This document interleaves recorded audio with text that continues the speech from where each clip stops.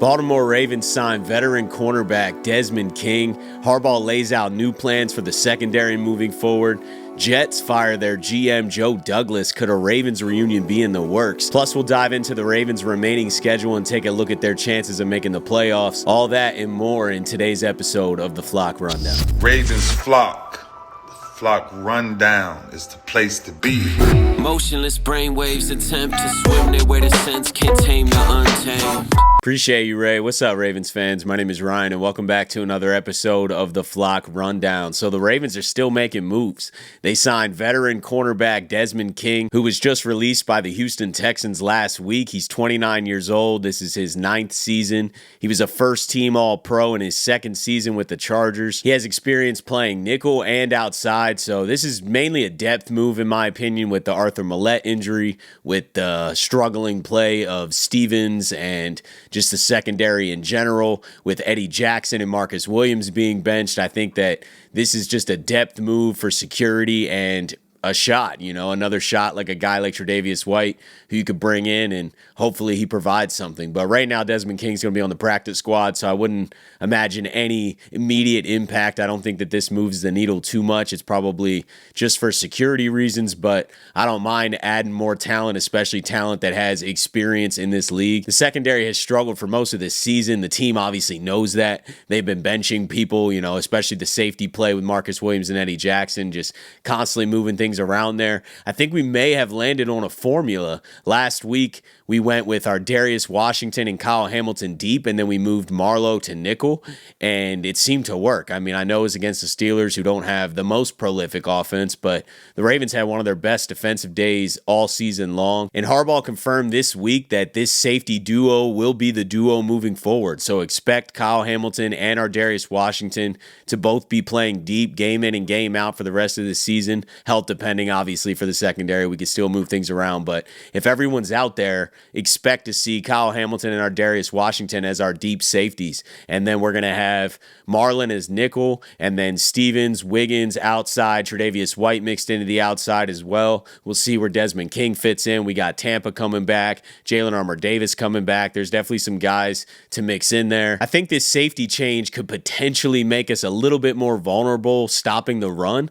but it really shores up the back end. We're basically playing from back to front now rather than from front to back. We're making sure that nothing's going to go over our heads because Marcus Williams and Eddie Jackson were just not playing their assignments well. They weren't making great decisions. And we've already seen a lot more stability with the combo of Kyle Hamilton and our Darius Washington. And even with Kyle Hamilton playing deep, he's still getting up there and blowing up screenplays, which is crazy. We saw him a couple times last week run from all the way from the back end all the way up to the line of scrimmage and blow a screen up. So he's still diagnosing plays and is going to find that ball. Kyle Hamilton's just that kind of special player. So this definitely seems to be the formula. It gives me a lot more confidence in our pass defense moving forward and our defense as a whole. But I'd like to see Wiggins take over Stevens' role and just play 100% of the snaps out there. I think Nate Wiggins is an ascending player and has just been getting better and better and better. His upside is tremendous, man. Like, this dude is freakishly talented and is going to be our number one outside corner, no doubt in my mind. I think he's probably ready for it right now. There's definitely going to be some bumps and bruises. He's going to get a pass interference or forget to turn his head one time, but he's still learning. This is his first year. What I'm seeing from Stevens is no improvement. He's not getting better at tracking the ball in the air. He's missing tackles. I'm not saying that we should completely bench Stevens. I'm seeing a lot of just put Tre'Davious White in for Stevens, but Tre'Davious White last week even admitted he still doesn't know the defense.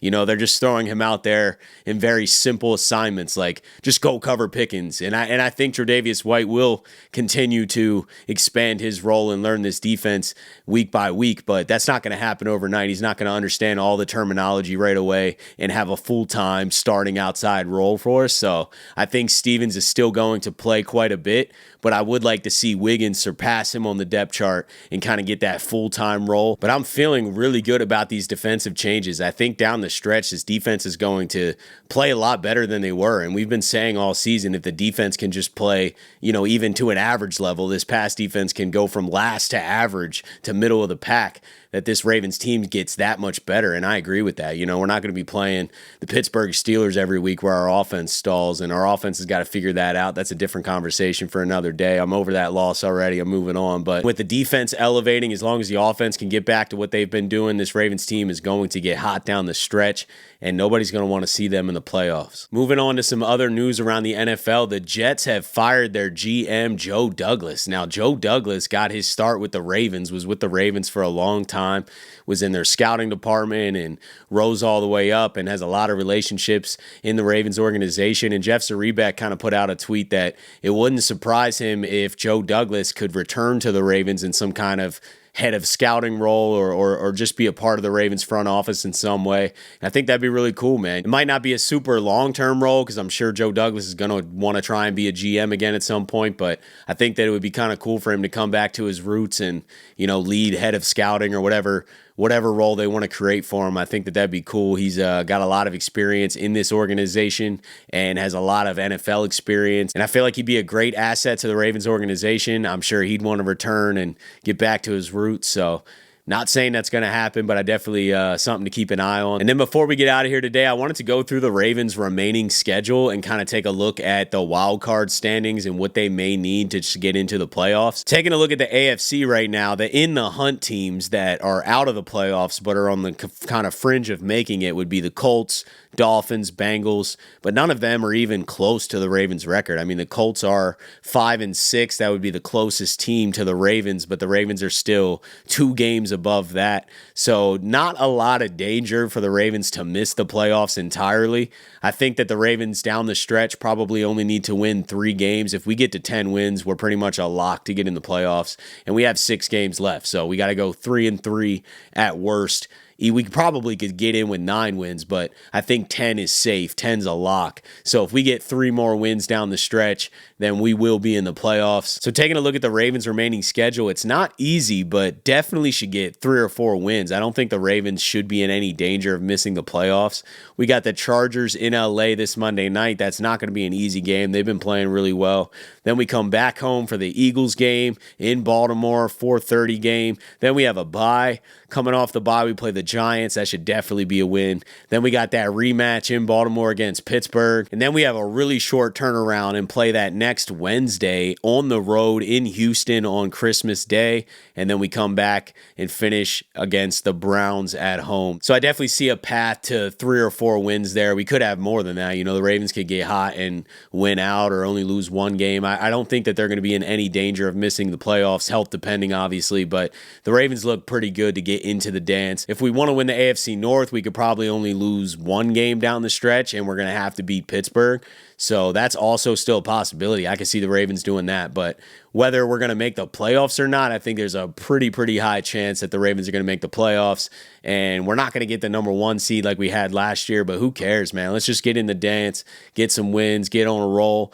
Sometimes that bye slows you down anyways. So let me know what you think of the Ravens' remaining schedule and how you see that playing out. What do you think the Ravens' final record's going to be?